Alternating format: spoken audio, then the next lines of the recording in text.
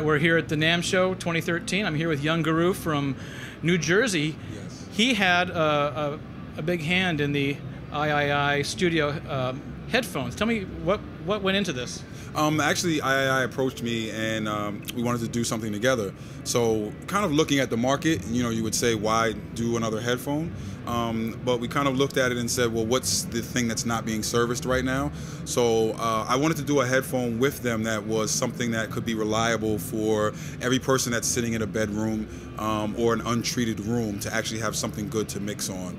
That was the main concept that went into it. So it was like going in, figuring out the correct drivers, going through so many different drivers to find the one that had the perfect frequency response, and also the material to make it comfortable enough that when you're wearing this for 3 or 4 hours, you don't get tired and your ears don't get tired. So for me, it was more of a collaboration. I've been approached by so many different people, but I felt like AiAiAi has the same type of ideas that I do, especially aesthetically. It's not something where, oh, let's throw the logo all over it. It's not about being a fashion statement. It very much is a studio piece of equipment. And that was the main idea, was to make something that people could mix in, actually in their rooms, and also if you're in a professional studio, something to be another reference. Yeah.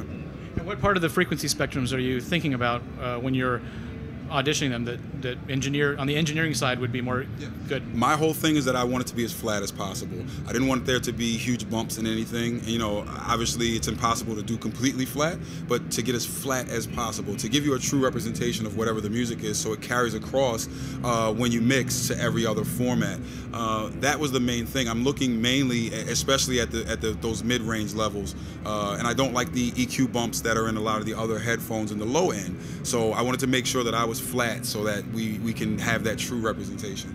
How much time do you spend monitoring with headphones? I do a lot, especially I'm in that normal situation as well, where I have a studio, but also I have neighbors. So, I go a lot. I'm like every other person. I have children, you're working during the day and a lot of your things are being done at night. So a lot of times at night I am monitoring through headphones. So I'd say probably about a good 6 to 7 hours I'm in a headphone, yeah. So, and these cups are very comfortable. I've put them on myself, but absolutely. they're removable? Yes, they're actually removable, and that was one of the things I worked hard to make sure that the clamp was strong enough that when you're moving around, it's not just going to pop off, but it has to be a direct, okay, I want to take these off. That's one of the replaceable things. Of course, the cable is replaceable, but again, just in thinking of the cable, making sure that the cable was a screw-on cable and not just a plug-in cable, and as well giving you a lot of leeway here so that when you're moving around inside of the studio, the tension is here and not necessarily on the connection. Yes, yeah. Not tangling up around you as well. Absolutely, absolutely. What are you working on right now? Right now I'm working on a group out of Harlem called the Rat Kings. They're signed to XL, the same label that put out Adele. I'm also going around DJing all over the world, doing lectures. I have the Young Guru Foundation. I just gave away a scholarship in South Africa in association with SAE.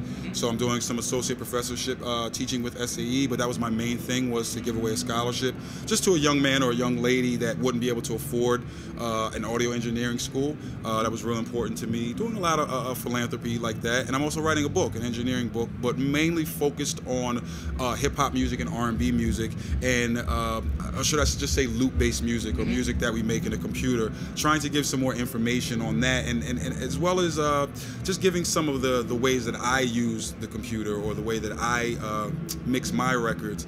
And it's also going to be interactive. There will be video of myself miking a drum kit so that you can actually here's the difference when you move it 1 foot, 2 feet, 3 feet away.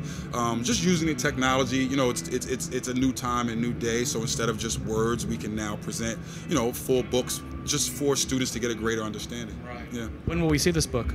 Hopefully by the end of the summer. I should have it out by the end of the summer. Yes. Fantastic. Yes. Well, thank you very much for your time. No, thank you for your time. I appreciate it. Young Guru and the AiAiAi studio headphones.